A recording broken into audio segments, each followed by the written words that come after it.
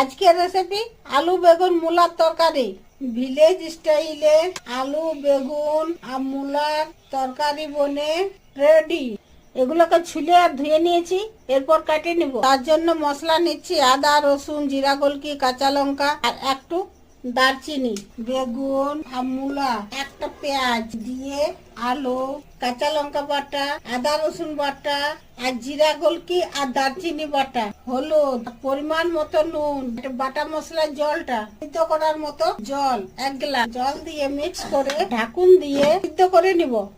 ঢাকুনটা খুলে নিচ্ছি। সিদ্ধ হয়ে গেছে, হ্যাঁ খুব সুন্দর সিদ্ধ হয়েছে। এরপরে নাভাই নিয়ে এরপর ছনকাই নিব।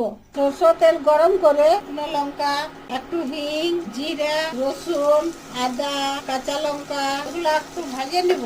এগুলো হালকা ভাজা হয়ে গেছে। এরপরে একটা পেঁয়াজকে ভাজবো। পেঁয়াজ ভাজা হয়ে গেছে,